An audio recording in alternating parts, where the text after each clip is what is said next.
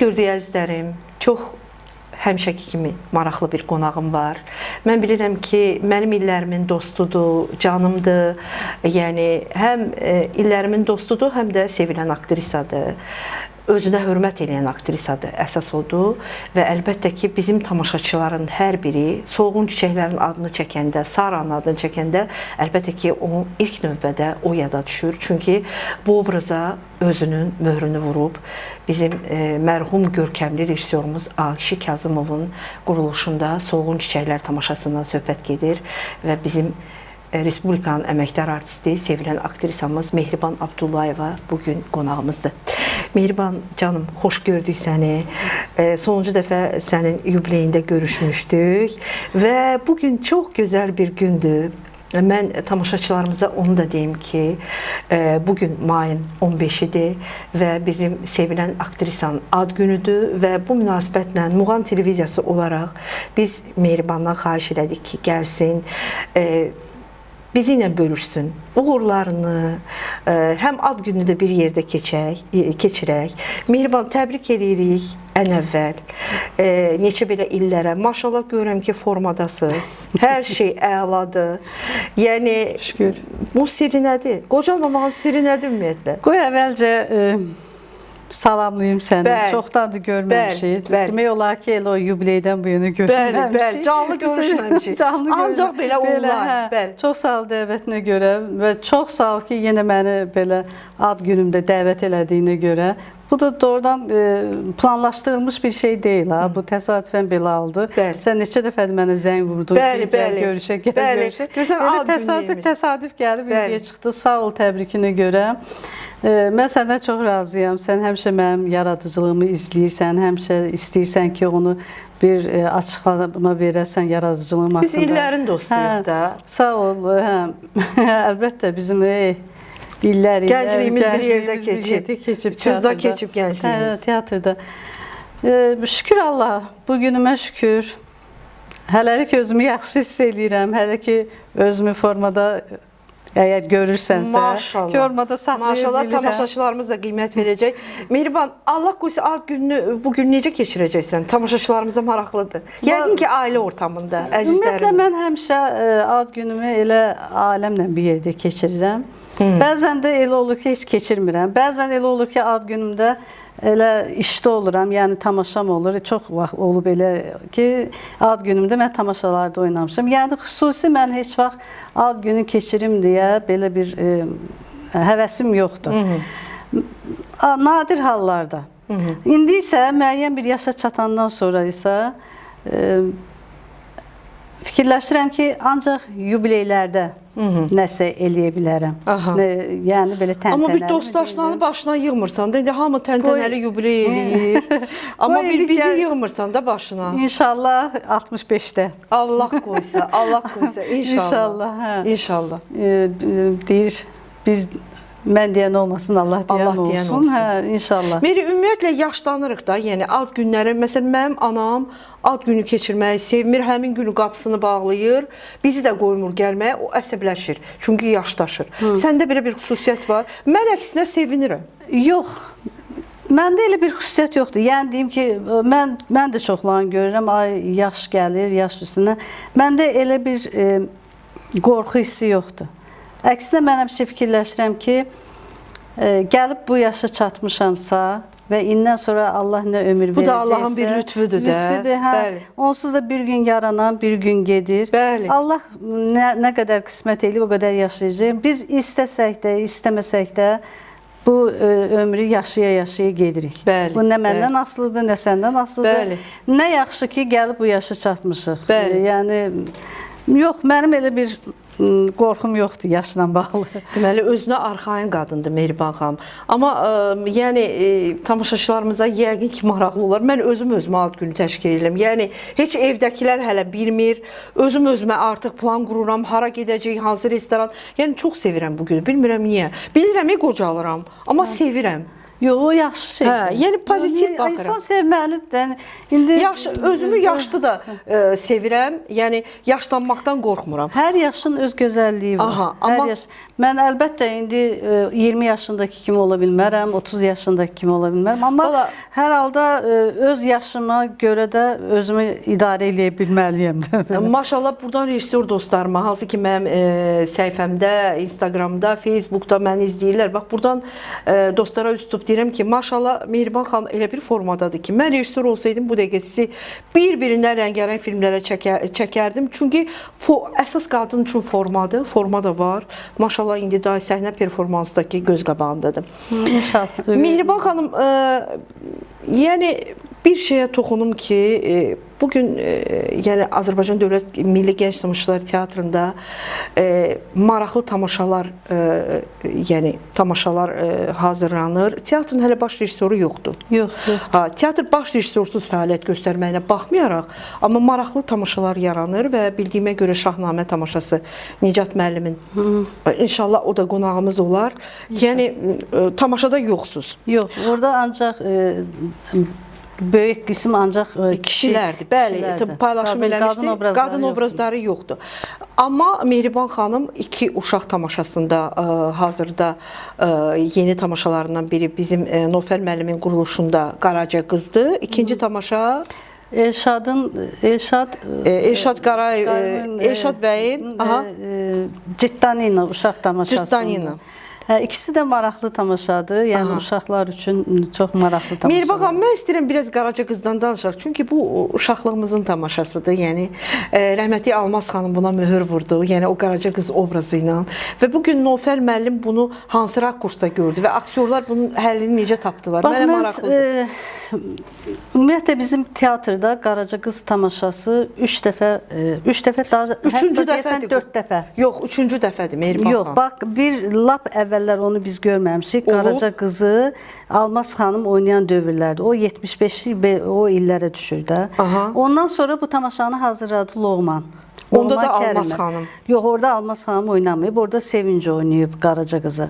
Bəs mənə Asiya xanım oynayıb. Sonra da Asiyada oynayıb da. Yəni Loğmanın quruluşunda mən oynamışam Pərcahan xanımı. O variantda da varsınız. Mən teatrda o variantda olmuşam. Loğman Kərimovun quruluşunda.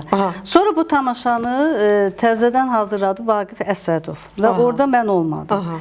Bu 4-cü dəfə hazırlananda Cənnət Səlimov və bir də Nofər Vəli, ikisi bir yerdə. Yəni əsas quruluşçu rejissor Cənnət xanım kimi gedir. Rejissor da Nofərdir. Təbii ki, Nofər daha çox işlədi bizlə.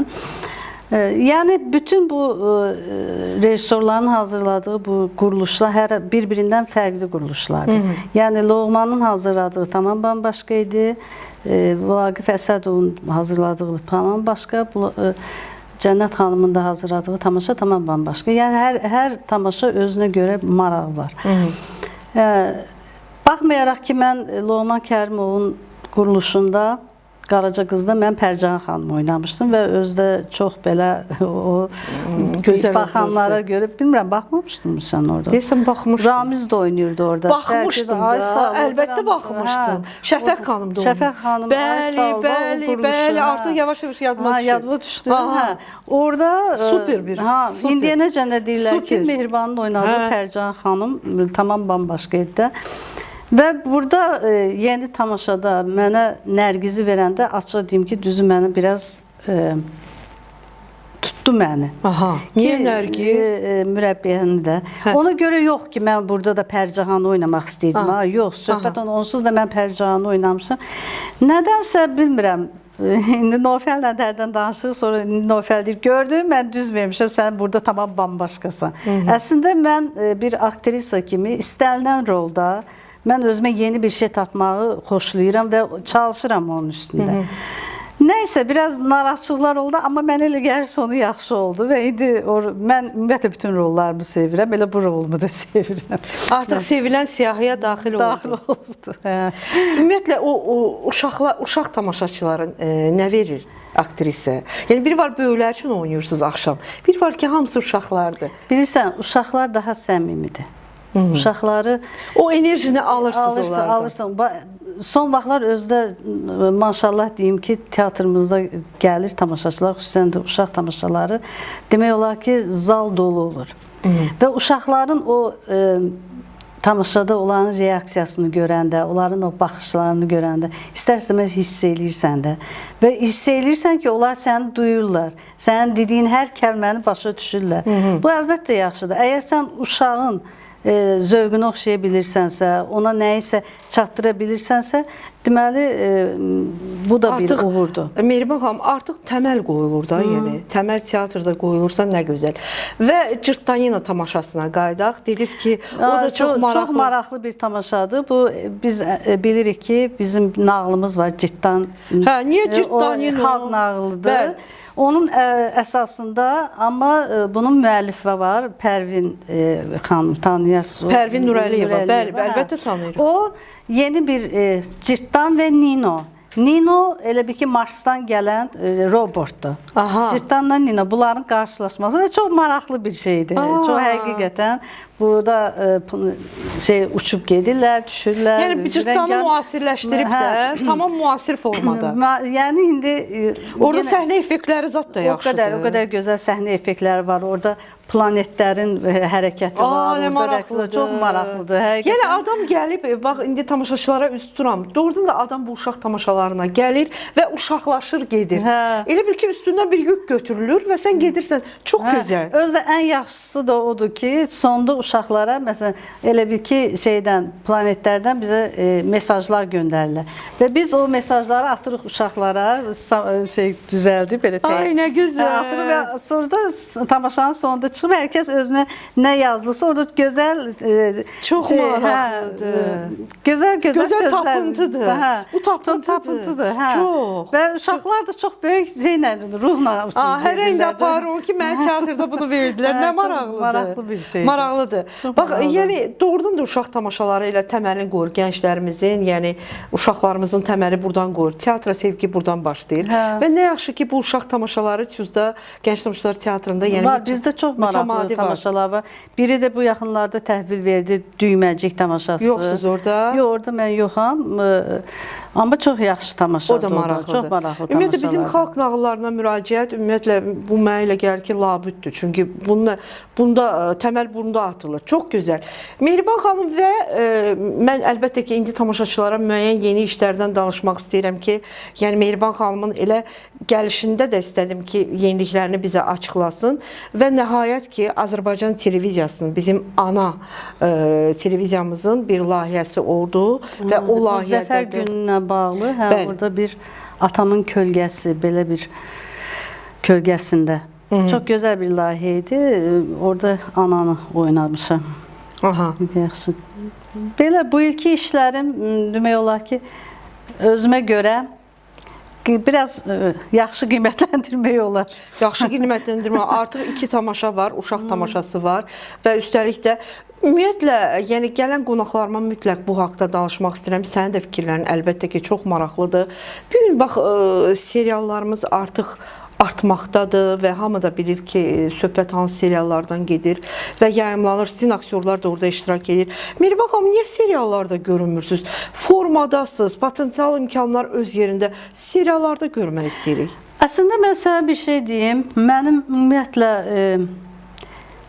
institut dövründən, mənim kino ilə bağlı əvvəl danışım. Çox belə, hər kəs istəyirdi. Məsələn, mən institutda oxuyan dövrdə istəyirdim filmə çəkilim, necə baxırdıq filmlərdə, ekranda görünür. Yəni, bu da bir yaradıcı adam kimi hamıdır.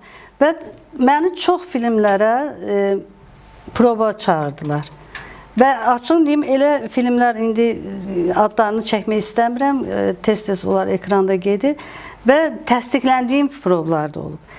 Və mənə söz veriblər, çəkiləcəksən və oturub gözləmişəm, birazdan eşitmişəm ki, mən artıq yoxam, başqası çəkilir. Yəni, mənim kino fəaliyyətimdə belə şeylər oldu. Mən birinci dəfə filmə 93-cü ildə İrandan gəlmişlər film çəkməyə və buradan aktyor seçirdilər. Və gəlib teatrları gəzib, məşqlərə baxırdılar, tamaşalara baxırdılar bir 3-4 aktyor Azərbaycan aktyoru seçdilər, amma əsas iştirakçıları İrandan gəlmişdi. Və bizim teatrdan məni, bir də Yasin müəllimi gəlib məşqlərə baxıb, tamaşalara baxıb bizi çağırdılar. Kinostudiyadan da rəhmətlik Ənvər müəllim o idi, bir də Sənubər İskəndərli. Biz 4 nəfər o İran filmində çəkilirdik. Çəkildik və axırıncı artıq demək olar ki, qutarırdı, film çəkilib qutarırdı. Bircə epizodumuz bəlkə də qalmışdı ya qalmamışdı. Elə bir ki, rejissorumuz, o bizi çəkən rejissor xəstələndi, getdi və o yeni bir rejissordan əvəz olundu. Və elə belə də başa düşmədim sonra nə oldu film. Ardı çəkildimi, çəkilmədimi? Əlaqə yarada bilmədiniz? Heç bir yox, onsuz da getdi o İranda şeylədi. Amma son vaxtlar Yasin müəllim deyir ki, Mehriban o serial, o film deyirlər şeydə gedir, İranda gedib. Amma daha onun sonunu bizi çəkmədi. O son nə oldu onu bilmədik. Yəni belə bir şey. Və bir çox, yenə deyirəm, filmlərə çəkildilər. Artıq məni o qədər çağırmışlar prova, çəkmirdilər. Küstüm. Filmdən küstüm və özümə söz verdim ki, məni bir daha çağırsalar, mən getməyəcəm. Çünki artıq o, necə deyim, gedirəm, tərifləyirlər, sən çəkiləcəksən, sonra necə olar insan? İstər-istəməz sənə təsir edir. İnsan ruh halına təsir edir. Və özümü sırf bağladım teatra. Çünki teatr, özün bilirsən, mənim üçün tamam başqa bir dünyadır. Orada mən özümü daha rahat hiss edirəm və heç film haqqında da fikirləşmədim. 2003-cü ildə məni bir də Vaqif Mustafayev çağırdı. O da Heydər Əliyev haqqında film çəkirdi. Aktyorlar demək olar ki, burada oxşar üzlər idi. Mən də Xan Babayevin, o vaxt Xan Babayev Heydər Əliyevin də yaxın dostu olub. Onun Bakıya gəlməsində böyük hörmət, xidmətləri olub. Onun qızını oynayırdım. Xan Babayev da Gürcüstandan gələn aktyor oynayırdı. Çəkildim o filmə. Nə oldu? O film də getmədi. Elə bil ki, 2003-cü ildə Heydər Əliyev rəhmətə getdi. Nəyinə bilmirəm daha, nəyə görəsə film qaldı. O da indiyənəcən hələ ekran üzü görməyib. Orada 20 yanvar hadisələri də var idi. Çox gözəl çəkilmiş bir film idi. Yəni Vaqif Mustafayev bildiyimiz məşhur bizim. Yəni çəkilmişsiniz, amma hələ işıq. Amma Mehriban xanım, belə şeylər çox olur. Yəni aktyorlar çəkilir, sonra onların o filmin taleyi artıq o aktyora bağlı bir şey deyil. İşıq üzü görə bilər də, görməyə də bilər də. Yəni bu dünya... Yəni o filmdə, yəni dediyim odur ki, çəkildiyim filmlərdə də mən özümə... Elə bir sənin filmdə bəxtin gətirmir. Artıq bu seriallar çəkilməyə başlayanda, demək olar ki, təzə seriallara start veriləndə Rövşən İshaq məni özünün Pərvanələr rəqsi serialına çağırdı. Orada çəkildim mən. Çəkilmirsən orada? Hə, Bəsnəf serial orada birinci, ən böyük rolum da orada idi. Pərvanə xanım da, Elxan da orada oynayırdı. Onda çəkilmirsən ki sən? İlk dəfə, ilk serial o olub. Rövşən İshaqın ilk serialı o olub və orada mən çəkilmişəm. Və sonralar bir çox rejissorların xırda-xırda da olsa belə çəkildim.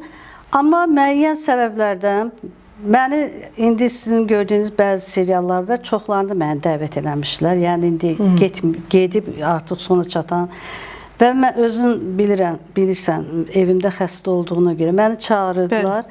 Mən də o ərəfələrdə, o periyodlarda düşürdü və mənim onlarla ki iş rejimim düz alınmadı. Mənim yadıma gəlir, o ərəfədə sən deyirdin. Özüm açıq-açıq dedim ki, məsələn, mümkün deyil də, onun gecə çəkilişləri var. Üzürlü səbəbdən də mən onları açıq dedim. Hətta Kişi müəllim açıq deyə özü də istəmirdi. Yəni, istəyirdi onun yanında olasan. İstəmirdi deyəndə o mümkün də deyil idi. Çünki elə bir özüm görmüşdüm. Vəziyyəti elə idi ki, onu heç cürə tək qoymaq mümkün deyil idi. Və mən özüm də onu yəni insafım qəbul eləməz ki. Ürəyin gəlmədi. Bir də baxırsan səhər başlayırlar, o birisi gün səhərə kimi çəkirlər, gecə çəkilişlər. Bəli. Heç cürə alınmadı. Və bizdə də belədir də, əgər bir dəfə, iki dəfə sən artıq artıq çağırmırsansa, artıq yəqin ki, belə bir fikir yaranır ki, bu məsuliyyətli adam deyil yəqin. Yəni ondan sonra Yox, indi rejissorlarımız bilsin ki, artıq Mehriban xanımda qrafik sərbəstdir, artıq gələ bilər. Mənə elə gəlir ki, aktrisa üçün ən əsası, mən yenə də deyirəm, düzdür, indi bəziləri bunu yaxşı qəbul eləmir, mən yaxşı baxmıram. Məsələn, baxırsan ki, bir tamaşaya getmişdim, hamısı dostlarımızdır, əlbəttə, hamısına hörmətimiz var. Amma baxırsan, səhnədə fakturası o deyil, amma ona elə bir obraz veriblər. Yəni, aktyor formasını qorumalıdır. Mən kökələ bilərəm, mən aktrisa deyiləm. Mən səhnədə deyiləm. Amma aktyorun formasını qorumaq mənə elə gəlir, bu bunun birinci borcudur. Düzdür, deyirlər, indi məsələn, mən ananı oynayıram, ana kökələ də bilər. Amma səhnə gözəlliyi tələb eləyir. Sən səhnəyə çıxırsan və mən orada sənə baxıram. Hər təpədən dırnağa qədər mən səni süzürəm. Mən tamaşaçıyam axı. Və belə formada olanda qadın, yəni mən aktrisa düşünürəm ki, bu çox gözəldir və bundan da ancaq rejissorlarımız faydalana bilər. Əlbəttə, teatr indi öz yerində. Amma yəni elə teatrda da, yəni həmçinin həm teatrda da, həm kinoda da. Çünki yaş elə bir böyük yaş deyil. Sən inanırsan, mən bu yaxınlarda Sofi Loren filminə baxdım. Hə, mən Dəhşət. Mən onu paylaşdım da İranlı aktyorla da bizim Instagramla yazışırıq biz. Sadəcə olaraq o fars dilində danışır deyənə, mən fars dilini bilmirəm. Biz onunla görüşmək istəyirik. Yəni, çox maraqlı orada müsəlman obrazını oynayır və o da o yaşda, o qırışlarla əməliyyatsız, baxın, bax aktrisalarımız indi əzizlərimiz, yəni hamı üzünü dartdırır, hər bədənini, olsun öz işləridir, biz buna qarışmırıq. Biz yaxşı da baxırıq, özləri bilər. Amma bax nümunə aktrisa qocalıb və öz oğlu çəkib onu. 80-90-a yaxın yaşı var və obraz yaradıb. Bilsən, aktyorun, yəni formadadır. Sifəti əgər oynamırsa, ona heç cürə baxmır. Əgər mimika itibsə, əgər sən bunun hamısını şişirtmişsənsə, hər yerin, onda nə mənası olur sən? Sən bizə nə ötürəcəksən? Bax, bəlkə də indi bizə belə baxırlar, bizə deyirlər köhnə fikirsiz, amma valla olana deyirəm, dünyada belədir. Monika Bellucci kimi, yəni, ulduz, qırışları ilə, zadı ilə gəzir. Elə də gəzir və hamı da normal qarşıdır. Niyə bizdə hər şey aşırı dərəcədə olur, başa düşürsən? Yəni, o mənada mən bunları nə ittiham edirəm, sadəcə olaraq fikirlərimi deyirəm. İndividual fikirlərimi deyirəm ki, aktrisa formada olmalıdır, aktrisa mimik qırışları da gözəldir, mimik yaşlanmaq da gözəldir. Sən əgər obrazı düzgün oynasan, onun daxilini düzgün çatdıra bilsən, hər sifətdə gözəlsən. Bəli. Bugün Mehriban xanımın ad günüdür və yenə də deyirəm, özəl bir gündür. Mehriban xanım, Ağakişi müəllimin adını çəkməsək, yəni sizi bizə təslim eləyən, teatrımıza gətirən Ağakişi Kazımov olub. Allah ona qəni-qəni rəhmət eləsin. Və nə xoş ki, mən də sizin ocağınızda oldum, mən də onunla görüşdüm, təmasda oldum, müsahibəmiz oldu. Və bugün Ağakişi Kazımov artıq yoxdur və Mehriban xanımın sanki arxasında bir dağ idi də. Bugün Mehriban xanım artıq özü tək başına yaşayır, tək başına yəni sənətdədir. Bax, bu necə hissdir? Ümumiyyətlə, Ağakişi Kazımov necə qalıb yaddaşınızda? Onsuz yaşamaq nədir sizin üçün? Ruhu inciyərək biz onu yada salmasaq mümkün deyil. Birinci növbədə o böyük sənətkar idi. Təbii. Onu unutmaq, nəinki mənim, hətta o çoxlarının üzərində onun əziyyəti var. O istər-istəməz o tariximizdir, arxivimizdir. O çox çalışqan adam idi, çox. Sənətini həddindən çox sevən adam idi. O sənət olan yerdə onun gözünə başqa heç nə görünmürdü. Və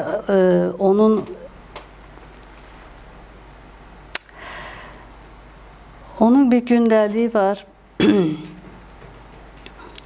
O rəhmətə gedəndən sonra onun gündəlik mənim əlimə keçdi. Gizlədirdi ona qədər. Bəlkə də gizlətmirdi, amma mən də heç vaxt onun o axtarmırdım. Onun arxivinə. Yəni sonralar o sağ olsunlar arxivdən gəlib istədilər. Bir çox kinostudiyadan, bir çox yerlərdən o arxiv, onun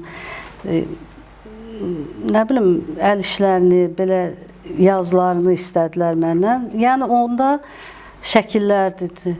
Çox həddindən çox şəkillər var. Bəzən o şəkillərə baxanda elə bir itirəm o şəkillərin arasında. Onların hamısı tarixdir. Bəlkə də o şəkillərin çoxusu heç kimdə yoxdur. Ancaq ondadır. Səndə evdədir. Verdiklərim də var, evdə olanlar da var. Yəni tək Ağa kişi müəllimlə bağlı deyil. Yəni Ağa kişi müəllim özündən başqa o dövrdə çalışdığı aktyorlardır, aktrisalardır, rejissorlardır, tamaşalardır. Elə tamaşaların şəkilləri var ki, o dövrdən qalma. Artıq yəni, bir kinolenti kimi adamın gözlərinin önünə gəlir. O arxiv idi də, bir arxiv. Canlı ensiklopediya. Canlı ensiklopediya, bəli.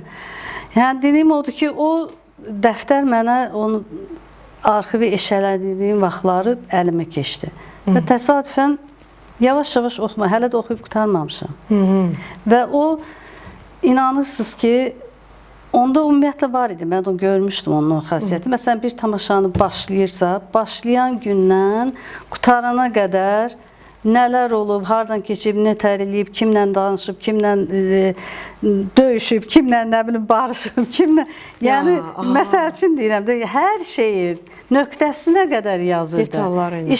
İş prosesində nə oldu, nəyi hardan tapdı, nəyi elədi. O yazmaqsa o işi bacarmırdı. O hazırladığı tamaşanın necə deyim, başlanğıcından sonuna qədər tam özü görməsə, o tamaşanı heç vaxt başlamazdı.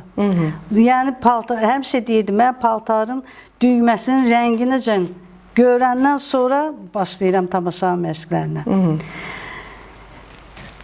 Orada mən onun həyatının çox qaranlıq hissələrinin çoxsunu mən orada kəşf elədim. Və bəzilərini o mənə danışırdı, amma çoxlarını da mən oradan oxuyub həqiqəti gördüm. Çünki o nə yazırsa, hamısını düz yazırdı. Məsələn, öz həyatı haqqında yazırsa, orada necə yalan yaza bilər ki? Yox. Orada elə şeylər yazıb ki, nə deyim valla? Bəlkə də çox vaxt onları... Məsələn, xırda bir şey bizə də deyil də, bizə də maraqlıdır. Tamaşaçılara maraqlıdır. Məsələn, nə? Məsələn, biz bilmədiyimiz nə yaza bilər ora? Sevgisində, sənə olan sevgisindən yazıb. O sorular, o eşələdikcə görəm, o da var. O da var. Məhəbbətdən yazıb sən. Özdə günü-gündən bu sevgi artırdı. Onlar da var. Yəni, hətta elə sənin o seriallara zada getməməyin deyil. Onun bir qısqançlığı da var idi ki, mən elə başa düşürəm. Var idi ki, sən gedə bilmirdin. Səni yanında istəyirdi. Yox, qısqanclığı olsaydı, o da pərvanələrin rəqsində çəkildim də. Yox, o evdə idi axı. Artıq o yaradıcılıq biraz dayanmışdı axı. Yəni, xəstə olan vaxtları deyirəm. Xəstə olan vaxtları... Məsələn, bizim bilmədiyimiz nə var? Bir kiçik bir şey, məsələn. Valla bu saat indi nə yadıma salım bilmirəm, təxmini. Məsələn, onun, yox, sevgi var, mən ancaq onun yaradıcılığı haqqında mən şey elə bilərəm. Məsələn, onun yaradıcılığı dövründə özünün danışdığından da, belə oxuduqlarımdan da görürüm, ona çox təzyiqlər olub. Çox...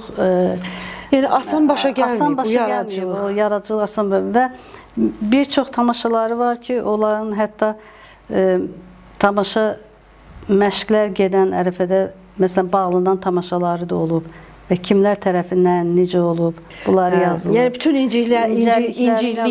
inciklikləri olub, onları da özü üçün qeyd edib. Qeyd edib və kimlər onun əleyhinə danışıb, kimlər onun tərəfində olub və elə halları olub ki, bütün bu mübahisələr içində bu tamam tək qalıb və tək qaldığı anlarda yazıb ki, mən bunu necə qarşısını ala bilərəm. Yavaş-yavaş özü üçün plan qurub ki, mən belə eləyim, belə eləyim. Yəni, çox dərin adam olub o. Mən onu oxuduqca görüb, yəni belə indi yadıma sala bilmirəm çox şeylər. Yəni, onun yazdıqlarını da oxuduğunda çox dərin adam olub. Mehriban xanım, mən hətta belə bir filmə baxmışdım, belə bir film idi. O ssenari yazılmışdı, film çəkilmişdi. Təbii xarici filmdir.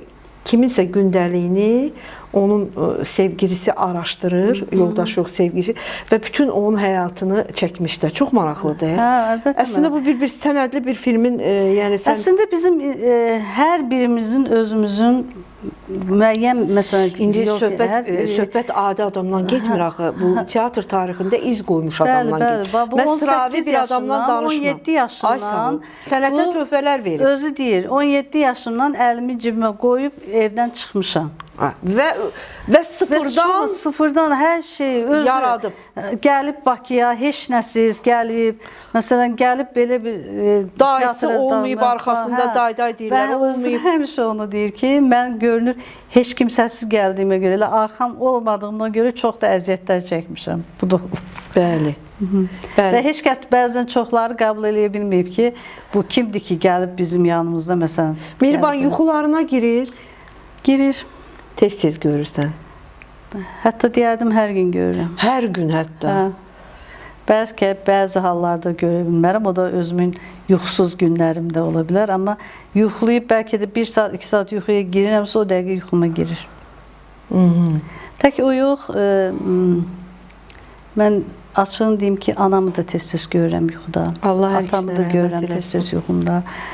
Bilmirəm, bu son vaxtlar ümumiyyətlə dünyasını dəyişənlər yuxuma daha çox girir. Elə öz rayonumuzda bəzən heç ağlıma gəlməyən elə bir adam Çox qəribədir. elə gəlib yuxuma girir ki, özüm də məhtəl varım ki, bunlar hardan gəlir mənim yuxuma girir. Allah hamısına rəhmət eləsin, amma yəqin düşünürsən. Akşi müəllimi düşünürsən, o heç, yəqin ki, təbii ki, düşünürsən.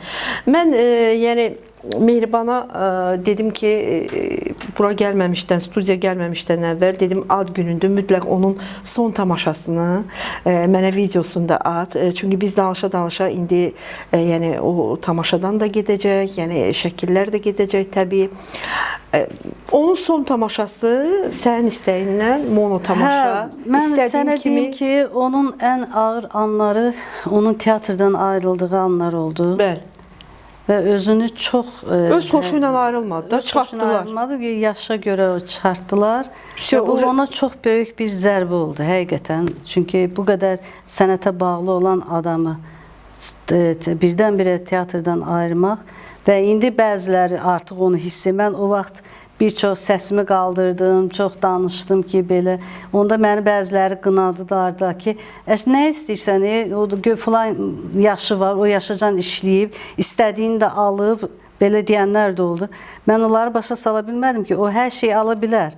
Amma yaradıcı adam tamam başqa, o aldıqları onu maraqlandırmır. Bəli. O sahə onu maraqlandırır. Hər şeyi insan burada qoyub gedir də, Mehriban. Hər şey burada qoydu gedir. O insan teatrla nəfəs alırdı. Teatrla nəfəs alırdı. Elə adamı ayırmaq da düz deyil. Ayırmaq düz deyil və ona çox böyük bir sanki elə bir təqaüdə çıxardılar və insan oturub ölümünü gözləməlidir. O insana, yaradıcı adama necə təsir eləyər? Və mən çox, hərdən düzdür, üzə vurguya ki, mənə bildirmək istəmirdi ki, yox da artıq barışmışam. Və elə oldu ki, universitetdən də onu çıxartdılar, dərs deyə bilmədi. Və bu ikinci zərbə oldu ona. Bu xəstəliklə əlaqədar deyildi? Yox, xəstəlik ondan sonra oldu. Ondan sonra artıq xəstələndi. Xəstəlik ondan sonra oldu. Dəhşət. Yəni, mən özüm görürdüm ki, o mənə bildirməsə də çox... Nə bilim, çox... Yəni, narahatdır artıq, yaradıcı adam necə evdə qapana bilər? Çox fikirləşirdim ki, neynim. Hərdən bir deyirdim ki, neyniyə bəlkə bir dənə tamaşa hazırlayaq. Bu sənin təklifin oldu, bəli. Əvvəllərdən də fikirləşmişdik, bəlkə bir mono tamaşa hazırlayaq. O da dedi ki, yəni bir neçə dəfə teatrlara müraciət eləmişdi ki, imkan verin, bir tamaşa hazırlayım. Nəsə onu da... qəbul eləmədilər ki, yəni mən heç nə istəmirəm, mən ancaq istəyirəm gələm bir dənə tamaşa hazırlayım da. Çox sağ olsun, o vaxt Mübariz bizim direktorumuz idi. Biz əvvəl evdə işlədik onu. Yəni hələ teatr onu heç bilmirdi. Mən onun başını qatmaq üçün təsəvvürlü o əsər rusca idi, Amerikan yazıçısının əsəri idi. Gözəl də, maraqlı əsər. O oturduğu yerdə, elə yaxşı, rahat da gəzə bilmirdi, elə oturduğu yerdə onu tərcümə elədi, sonra onu səhnələşdirdi. Elə oxuyandaca o, demək olar ki, bir 2 saata yaxın belə uzun əsər idi. Və təsəvvürlü onu elə qısaltdı, indi özünüz şeyini gördünüz də, nəticəsini. Onun səhnə variantını elə gözəl elədi ki, orada Yığcam, kompakt bir- Ay, və yorulmursan və- fikir də var orada, hər şey var orada. Bir qadının elə bir Hə, yaşantılarıdır da. Hər şey var. Və o yavaş-yavaş orada evdə işləməyə başladıq oyuna. Və işlədikcə hiss elədim ki, bunda bir istər-istəməz ruhlanırdı, həvəs artırdı həvəsi. Və biz evdə onu hazırladıq. Sonra artıq gördük ki, demək olar ki, səhnəyə çıxmaq vaxtımızdır da, artıq daha səhnəyə çıxmalıyıq. Onda gəldik, Mübarizlə danışdıq. Onda bizdə kiçik səhnə düzəlmişdi və belə bir imkan yaranmışdı ki, kim istəsə mono tamaşa ya 2 nəfərlik tamaşalar hazırlaya bilər. Biz bundan istifadə Nə elədik. gözəl. Hə. İndi belə şey yoxdur. İndi də istəyir, yox, indi də Hazırlayır. hazırlayırlar. Hə. Onda təzə yaranmışdı bu. Və ondan istifadə eləyib Və gözəl bir hə, tamaşa. Mübariz də yaxşı Və özü də premyeraya gəlmişdi. Hə, Mənim yadımdadır, şəklimiz var. Bir neçə oyuna gəldi də. Bir neçə tamaşalarda oldu. Oldu. Bir neçə, Premyera- amma çox çətin də olsa gəlirdi. Bilirəm, axsa-axsa gəldi. Yəni biz məşq elədiyimiz ərəfələrdə həqiqətən çox böyük əziyyət çəkdi o. O sən bizim pilləkənlərimizi bilirsən. Ora də, dəhşətdir qalxmaq. Oranı qalxmaq, amma yenə də qalxırdı, düşürdü. Özü razı qaldımı o tamaşadan? Rejissor kimi. Qaldı. Çünki o mənə dedi ki, biz elə evdə hazırlaşanda həqiqətən çox dərin mənalı əsər idi. Mən Çox. hələ indi oynaya ondan yeni şeylər Əlbəttə tapıram. ki. Ki yəni o vaxt onu o dəqiqə hiss eləmişdim. Hə. Mən amma indi hiss eləyirəm Hə, bəzən. isti hiss eləməlisən. Ki o dedim Mehriban, sən bu tamaşanı oynasan, mən bilərəm ki, mən artıq həqiqətən bir aktrisa yetişdirmişəm də, istədiyim o formada Nə gözəl. gəldiniz. Və mən Tərani bir şey deyim ki, sən özün bilirsən, mən onun çox tamaşalarında oynamışam və heç vaxt da ondan necə deyim, yaxşı oynamısan, tərif eşitməmişəm. Açığını deyim. Əsl müəllimdir Hə, də. heç vaxt. Amma həmişə onu deyirdi. Əgər mən oynaya bilsən, bil ki, gələn tamaşada da sənə rol verəcəm. Yox, mənim dediyimi eləyə bilməsən, sənə rol verməyəcəm. Amma rol verəndə artıq bilirdim ki, hə, doğrudan bəlkə xoşuna onu qane eləmişəm ki, mənə rol verir. Amma ilk dəfə yeganə təriflədiyim bu tamaşa oldu. Bu oldu. Məndə bəlkə İstədiyim. də o vaxt artıq da elə bir vaxt idi. Mən də ona dedim, nəhayət ki, səndən mənə qarşı bu sözü eşitdim ki, sən artıq sərbəst aktrisasan, sərbəst istədiyin kimi səhnədə özünü idarə eləyə bilərsən. Nə gözəl, nə gözəl. İstədiyim kimi yaşamışam mono tamaşası. Yəqin ki, tamaşaçılarımız da baxır. Baxıblar, repertuarda var. Var, hə. Amma çox gec. Axır vaxtlar nəsə görmürəm. Yəni mən də istəyirəm. İldə bir dəfə salınsa, ona İldə bir şükür dəfə edirəm. salınsa, hə, yenə onun ruhu şad olar. Və bir şey də deyim ki, Ağakişi müəllim Mehriban xanımı solğun çiçəklərlə gətirdi, bizə tanıtdı və ömrünün son günləri də bu teatrla sanki vida elədi də yaradıcılığa. Yox, ən son tamaşası bu oldu da. Ən son tamaşası oldu. Və ən son tamaşası yenə də Mehriban xanımla möhür vurdu və mənə elə gəlir ki, mən çox mono tamaşalara gedirəm. Açıq deyim, darıxdığım da olur. Nəysə də indi mono tamaşanı da idarə etmək asan şey deyil. Yəni tək bir aktyor sanki hamını əvəz eləməlidir. Amma bu tamaşadan həqiqi deyirəm, zövq alıb çıxdım. Və sənin özünə də dedim və orada bizim premyerada şəkillərimiz var. Çox, hamı yəni maraqla baxırdıq. O qadının yəni cilddən cildə düşürdü, mənəvi sarsıntıları. Yəni mənə elə gəlir ki, belə bir mono tamaşa mənə elə gəlir ki, yenə eləməlisən. İnşallah. Biz səndən gözləyirik. Mən şəxsən səndən gözləyirəm. İndi Yaxşı bir bu əsəri tapınca bilsəm nə qədər axtardıq, nə qədər Mehriban, mənə elə gəlir ki, lazımdır. Normal belə onu yenə özün tapa bilərsən. Yəni sənin ruhuna yaxın. Ruhuma Mənə elə gəlir ki, həqiqətən mən bunu rusca oxudum. Elə oxuyan kimi o dəqiqə, Zelda yadımdadır. Hə, Zelda. O tutdu səni. Hə. Adını istədiyim kimi yaşamışam. O hazırladıqca o ad özü gəldi. Yəni ad fikirləşirdi ki, həm cəlbedici olsun, həm də tamaşaçını özünə şeyləyən ad olsun ki, bu nə demək istəyirlər bu adına. Və o da mənə elə gəlir ki, tamaşa boyu hamı hiss eləyir.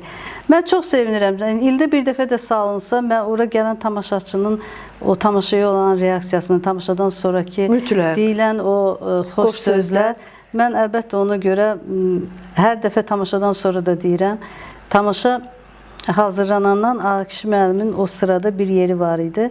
Həmişə orada otururdu. Və mən də tamaşa oynayanda özümü çox rahat hiss edirdim ki, oradan oturur baxır. Və mən hər dəfə o tamaşanı oynayanda indinin özündə də mənə elə gəlir ki, orada oturub mənə baxır. Və o mənə ruh verir. Və mən tamaşanı başlayanda, o birinci addımı atanda həmişə bu söz deyirəm. Zelda, getdik. Və mənə elə gəlir ki, mən, Zelda ikimiz eyni ruhda, eyni adamlarıq. Çox qəribədir. Deyirsən, oturduğu yerdə mən də çox təsirləndim. Təsəvvür edir ki, həmişə gördüyün adam indi artıq yoxdur. Baxırsan ki, həmin yerdə başqası oturub və yaxud boşdur. Bir dənə burada saxlayaq. Yadıma düşdü kişi. Ümumiyyətlə, o kişiyə mənim simpatiyam var idi. Allah ona rəhmət eləsin. Mənim babam da elə ruhlu bir kişi idi. Mən həmişə çalışırdım ki, o ərəfələrdə çox onun ad günlərinə salırdıq o tamaşanı.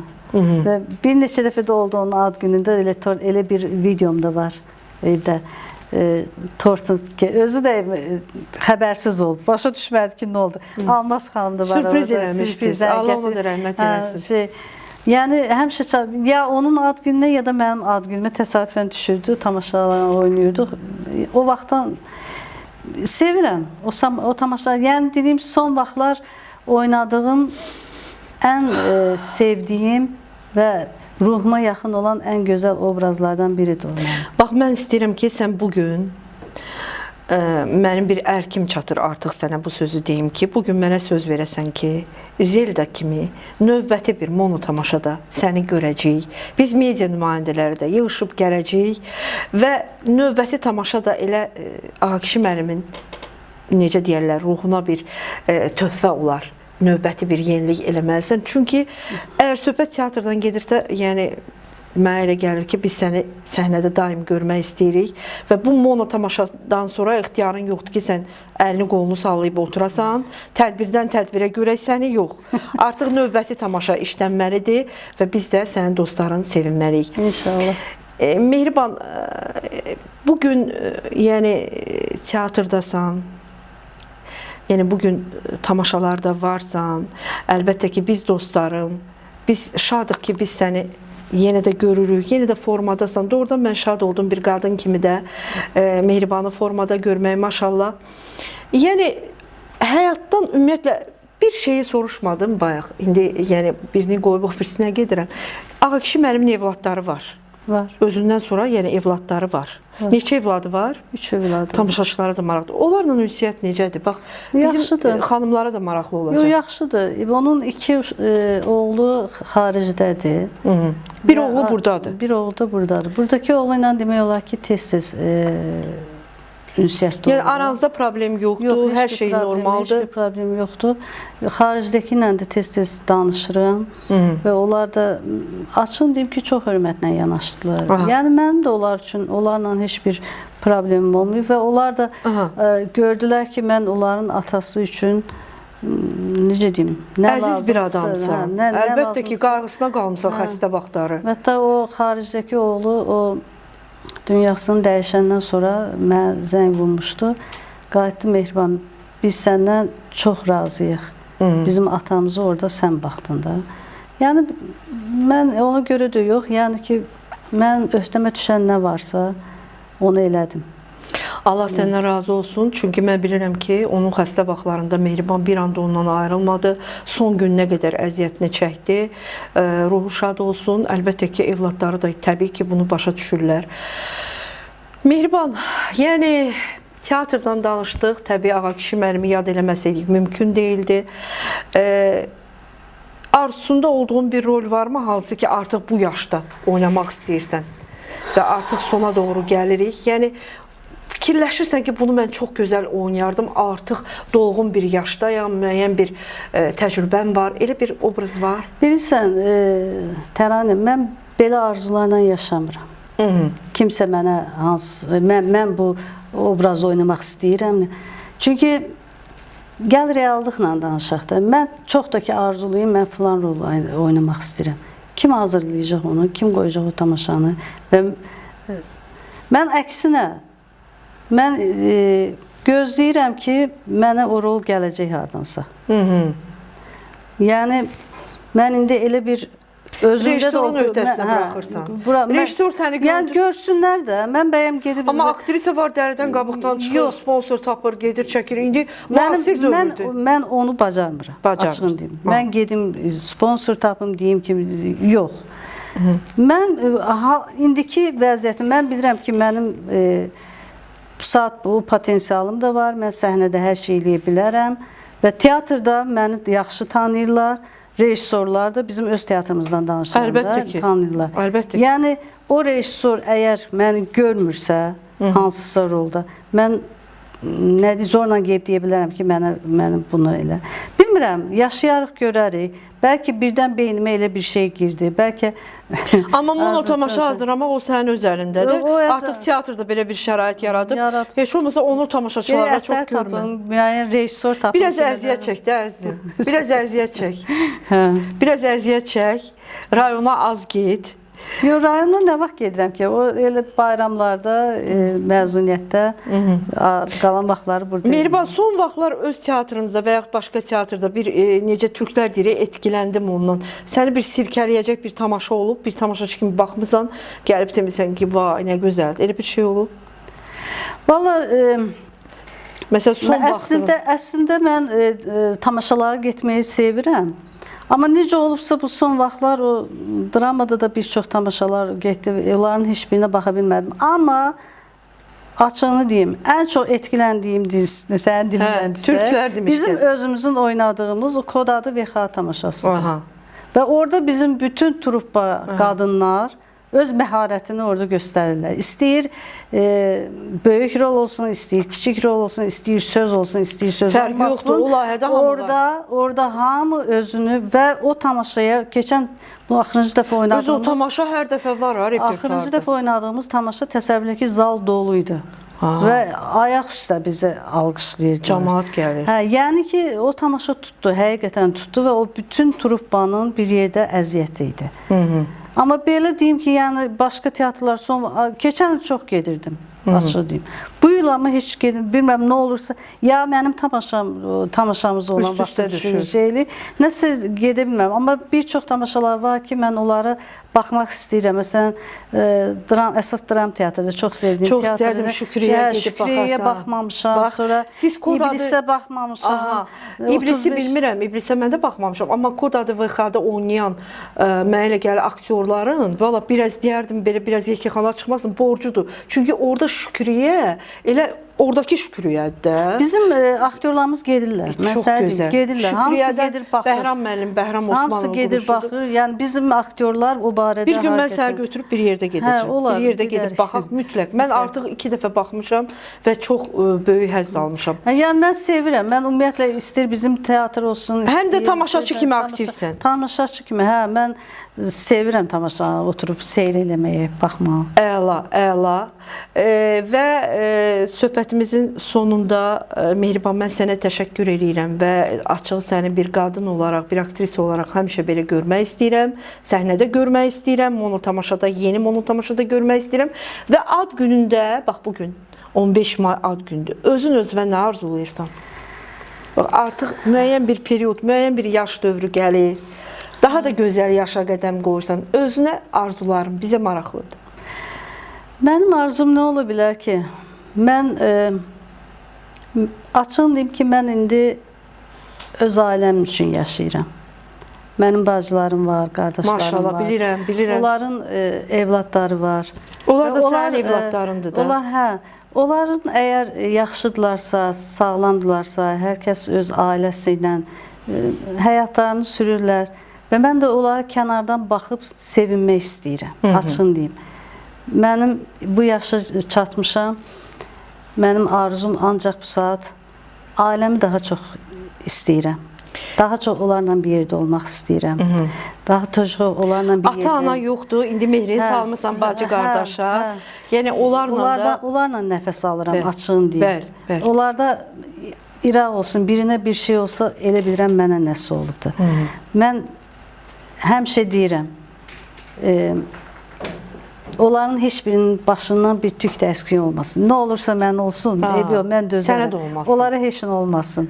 Mən artıq heç bir itkiyə dözə bilməyəcəyində deyiləm artıq. Bildim, anladım. Gücüm yoxdur ona. Ona görə də onlarla nəfəs alıram. Allah onların canını sağ eləsin. Amin. Arzum budur. Amin. Amin. Çox sağ ol Biz də səni ki, bir sən daha yenə çağırdın, dəvət elədin bu gözəl günümdə mənim. Bəli. Ad günü Bir daha təbriklər. Bir daha sənə uğurlar. sağ ol. Necə əzlərinlə bir yerdə, necə deyirlər, bundan da gözəl günlər yaşayasan. Sağ ol. Təşəkkürlər. Çox sağ ol.